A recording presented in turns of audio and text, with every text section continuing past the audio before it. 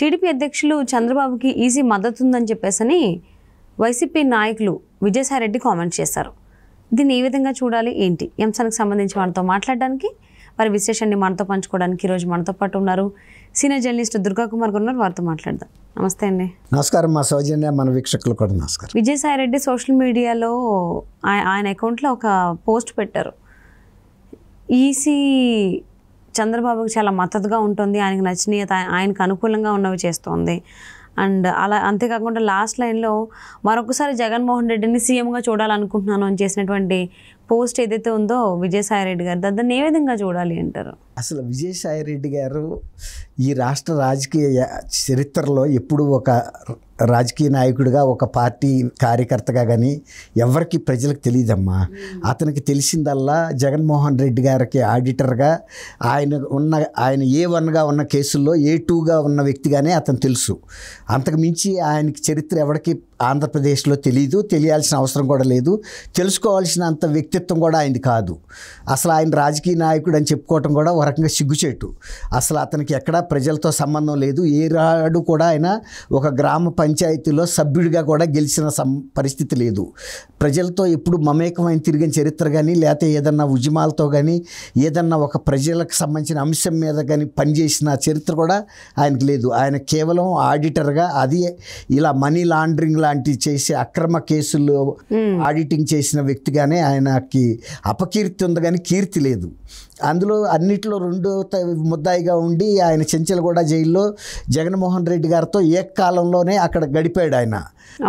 అది ఆయన చరిత్ర. ఎందుకంటే నేను 45 ఏళ్ళ నుంచి ఒక విలేకరుగా మేజర్ పత్రికలకి పనిచేసా, రాజకీయ విలేకరుగా పనిచేశాను. ఎప్పుడు అసలు ఆయన పేరు మేము వినలేదు, ఇదే ఫస్ట్ టైం వింటాం. ఒక ముద్దాయిగానే తెలుసు అతను. ఆయన ఫస్ట్ టైం వెళ్ళి మొన్న ఈ మధ్య ఉదయగిరి దగ్గర ఒక ఊళ్ళో మీటింగ్ పెట్టి ఇదిగో పెద్ద ఆయన వచ్చాడని ఎంత బిల్డప్ ఇచ్చి జనాలను పోగు చేద్దాం అనుకున్నా, తీరా వాళ్ళంతా అక్కడికి వచ్చి వెనక్కి తిరిగి వెళ్ళిపోయారు. అసలు ఈయన మాట్లాడక ముందే అయ్యో పెద్ద ఆయన వచ్చాడు, మీకు భోజనాలు ఉన్నాయి అని చెప్పి మనందరం కూడా వీడియోలు చూసాం, అవి వైరల్ అయినాయి. భోజనాలు ఉండా తినడానికి కూడా ఎవడో ఇష్టపడలా, వెళ్ళిపోయారు.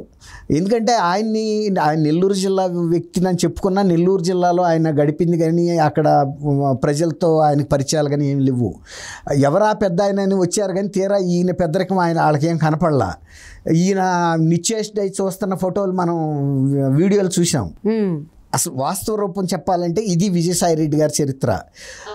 ఆయన ఇవాళ చంద్రబాబు నాయుడు గారిని నీకు ఈసీ అండదండలు ఉన్నాయి అంటున్నాడంటే, మీరు ఇష్టం వచ్చిన వాళ్ళందరినీ నువ్వు జగన్మోహన్ రెడ్డి గారి ప్రభుత్వం డీజీ నీ క్యాస్ట్ అయినా, నీ జిల్లా అయినా, ప్రధాన చీఫ్ సెక్రటరీ మీ జిల్లా అయినా, నీ క్యాస్ట్ అయినా, తర్వాత సజ్జల రామకృష్ణారెడ్డి ఒక ప్రధాన కార్యదర్శి అంటే ఒక సలహాదారు, ప్రధాన సలహాదారు, ఆయన అదే కులము అదే జిల్లా అయినా, ఈయన విజయసాయి రెడ్డి ఆయన కులస్తుడు, ఆయనకి ఆడిటరు. ఈయన ఎన్ఆర్ఐల్లో ఈయన కులస్తులు ఒక 5,000 మంది చంద్రబాబు నాయుడు గారి కులస్తులు ఈయనకి ఎన్నికల్లో మద్దతుగా నిలబడ్డారని ఆయన కులాల గురించి మాట్లాడుతున్నాడు. కులాల కుంపట్లో భోంచేస్తున్న వ్యక్తి ఆయన, వైఎస్ఆర్సీపీ. అలాంటి వ్యక్తి ఇలాంటి మాటలు మాట్లాడటం, ఈసీ నీకు అనుకూలంగా అంటే, ఈసీ కేంద్ర ఎన్నికల సంఘం అనేది అదొక స్వతంత్ర సంస్థ, స్వేచ్ఛగా ఎన్నికలు జరపాల్సిన సంస్థ, ఓ రాజ్యాంగబద్ధ సంస్థ. ఆ సంస్థ ఇప్పుడు ఈ ఐపీఎస్ ఆఫీసర్లు, ఐఏఎస్ ఆఫీసర్లు ఒక పార్టీకి కొమ్ము కాసి వాళ్ళు చేసినట్టు వాళ్ళు ఎగరమన్నట్టల్లా ఒక కీలుబొమ్మల్లాగా లేదంటే తోలుబొమ్మల్లాగా వ్యవహరిస్తుంటే చూస్తా కూర్చున్నంతకాలం ఈసీ జగన్మోహన్ రెడ్డికి అనుకూలంగా ఉందని ఆయనకి తెలియలేదా? ఇప్పుడు మార్పులు మొదలుపెట్టిన తర్వాత ఈసీ ఈయనకి అనుకూలంగా ఉందని మాట్లాడటం, ఒక రాజకీయంగా కనుక అతనికి నిజంగా కనుక ఒక చరిత్ర, ఒక విశ్వసనీయత, ప్రజల్లో పలుకుబడి, ఒక వ్యక్తిత్వం అన్న వ్యక్తి అయితే ఆ మాట మాట్లాడడం.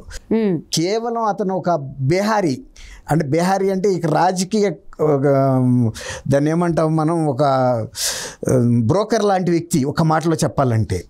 అంతే, అంతకు మించిన స్థాయి అతను కాదు. వాళ్ళు అంతకుముందు ఈ పార్టీ పేరు చెప్పుకుని పిఎంఓ ఆఫీస్కి వెళ్ళి కూడా దుర్వినియోగం చేస్తుంటే వాళ్ళు రావద్దని కూడా చెప్పారు. ఈ అనుమతి ఇచ్చొద్దని కూడా ప్రధానమంత్రి కార్యాలయం హెచ్చరించింది ఇంటర్నల్గా. ఎందుకంటే అక్కడ చాలా సీక్రెట్, చాలా రహస్యమైన ఫైళ్ళు అవన్నీ వస్తూ ఉంటాయి. వాటి గురించి ఇతను ఏమైనా ఇది చేస్తాడనే ఉద్దేశం మీద రానివల్ల మాటికి వచ్చి మేము చేసే ప్రతి నిర్ణయం ప్రధానమంత్రి అనుమతి ఉందని చెప్పాడు. ప్రజా వ్యతిరేక నిర్ణయాలు కూడా ఆయన మీద చెప్పారు. గతంలో చంద్రబాబు నాయుడు గారిని అరెస్ట్ చేసినప్పుడు కూడా మేము కేంద్ర ప్రభుత్వం అరెస్ట్ చేసిందని చెప్పారు. అరెస్ట్ చేసింది స్టేట్ సిఐడి, కానీ సెంట్రల్ వాళ్ళకి ప్రమేయం లేదు. అందుకే వాళ్ళు వివరణ ఇచ్చుకుని ఆయన్ని పిలిపించడం మనం చూసాం. కాబట్టి అసలు ఆయన్ని మనం ఒక విధంగా రాజకీయ నాయకుడు అనుకోవటానికి అసలు వీలే లేదమ్మా. తర్వాత ఇందాక చెప్పే కదా డబ్బులు ఎదజల్లుతున్నారని, జిల్లాకు ఒక సంపన్నుడిని ఇన్ఛార్జిగా పెట్టారన్నారు. అసలు జగన్మోహన్ రెడ్డి గారి దగ్గర ఉన్నంత డబ్బు ఎక్కడా లేదని మన ప్రధానమంత్రి గారే చెప్పాడు. ఈయన పెద్ద జాతీయ స్థాయి కుంభకోణాల్లో, ఆర్థిక కుంభకోణాల్లో దెబ్బేసిపోయాడు. ఆ డబ్బుని ఎలా బయటకు తీసుకురావాలని మేము ఆలోచించడానికి న్యాయ విధులతో సమావేశం ఏర్పాటు చేస్తాడని. ఇప్పుడు ఇది ఇట్లా ఉండగా ఆయన అసలు ఈ విదేశాలకు వెళ్ళిపోయే పని మీద ఆయన ఉన్నాడు. ఎందుకంటే డబ్బు సర్దుకోవటం, ఈ కేసుల నుంచి తప్పుకోవటానికి. ఇప్పుడు కార్యకర్తలందరినీ తీసుకెళ్ళాడు కదా, కార్యకర్తలు ఇక్కడ ఉండాల్సిందే. ఈ కార్యకర్తలు కనుక ఓవర్ యాక్షన్ చేసి ఇది గతంలో లాగా కనుక ప్రతిపక్ష నాయకుల మీద హత్యలు చేసి, హత్యాయత్నాలు చేసి, దౌర్జన్యాలు చేస్తే రేపు ఎదుర్కోవాల్సింది వాళ్ళే. ఇప్పటికే చాలామంది ఐపీఎస్ ఆఫీసర్లు డీజీతో సహా మార్పుకు గురయ్యారు. కాబట్టి విజయసాయిరెడ్డి గారు మాట్లాడే అన్నీ కూడా వాళ్ళకే వర్తిస్తాయి. ఇప్పుడు ఎల్లో మీడియా యూట్యూబ్ ఛానల్ నిర్వీణంగా బాకాలు ఊతున్నాను. అసలు ఆయనకున్న సాక్షి టీవీ లాంటి బలమైన మీడియా ఎవరికి ఉంది? సోనియా గాంధీ కుటుంబానికి కూడా లేదు. ఒక హత్యని గుండెపోటుగా చిత్రించడానికి ప్రయత్నించే సాహసం ఎవరు చేశారు? విజయసాయిరెడ్డి గారు చెప్పాడు. ఆ టీవీల్లో ప్రసారం అయింది, పత్రికల్లో వచ్చింది. చంద్రబాబు నాయుడు గారు పెద్ద కత్తి పట్టుకున్నట్టు ఆ కత్తి నుంచి వివేకానంద గారు రక్తం జలజలా కారుతున్నట్టుగా ఫోటో వేశారు. అలాంటి వ్యక్తి ఇలాంటి శుద్ధులు మాట్లాడటం అసలు సిగ్గుండాలి ఎవరికన్నా మాట్లాడేది. నీకు అసలు ప్రజల్లో ఏమన్నా విశ్వసనీయత ఎక్కడన్నా వచ్చి ఇలాంటి పెద్ద పెద్ద మాటలు చంద్రబాబు నాయుడు గారి స్థాయిలో మాట్లాడటం అనేది నీ స్థాయికి తగదు. నువ్వు ఎవరికన్నా అడుగులకు మడుగులు ఎత్తడానికి పనికొస్తావు, అంతవరకు చేసుకో. ప్రజలను ఉద్దేశించి ఎక్స్లో పెద్ద పెద్ద పోస్టులు పెట్టే స్థాయి నీకు లేదు. నువ్వు ఎప్పుడు ప్రజల్లో కలిసినాడు కాదు, ప్రజల నుంచి గెలిచినాడు కూడా కాదు. అట్లా ఓటర్ల ఇంకోటి ఏమంటాడంటే బోగస్ సర్వేలు చేసి ఓటర్ల మనోగతం అని చెప్పి ప్రచారం చేస్తున్నారని. వీళ్ళు ఇతర సంస్థల పేర్లను ఉపయోగించుకుని, ఇతర ఛానల్స్ పేర్లు ఉపయోగించుకుని సర్వే రిపోర్ట్లని వీళ్ళ పార్టీ విడుదల చేసింది. ఇంటెలిజెన్స్ బ్యూరో, కేంద్ర సంస్థ ఇంటెలిజెన్స్ బ్యూరో లెటర్ ప్యాడ్ మీద కూడా వీళ్ళ సోషల్ మీడియా వాళ్ళు లెటర్లు వదిలారు. ప్రెస్ నోట్లు వదిలితే హెచ్చరికలు ఇచ్చారు. ఈసారి కనుక ఇట్లా దుర్వినియోగం చేస్తే మీ పార్టీ మీద చర్యలు తీసుకోవాల్సి వస్తుందని. అంతకుముందు నేను సోషల్ మీడియా ఇన్ఛార్జిని, మీరు జడ్జీల మీద ఎలాంటి పోస్టులైనా పెట్టండి, ఏ కేసు వచ్చినా నేను చూసుకుంటానని సిగ్గు లేకుండా మాట్లాడాడు ఈయన. జడ్జీల మీద పోస్టులు, అసహ్యకరమైన పోస్టులు, అసభ్యకరమైన పోస్టులు పెట్టమని ప్రోత్సహించాడు. అసలు ఆ రోజే కనుక వాళ్ళు సుమోటోగా ఈయన మీద కేసు బుక్ చేయాల్సిన సందర్భం అది. ఎవరన్నా హైకోర్టు, సుప్రీంకోర్టుల జడ్జీల మీద మీరు ఎటువంటి పోస్టులు పెట్టినా మేము చూసుకుంటామని ఇంతవరకు భారతదేశ చరిత్రలో ఎవరు రాజకీయ నాయకుడు చెప్పలా. ఆ గౌరవం ఉంది న్యాయ వ్యవస్థ అంటే.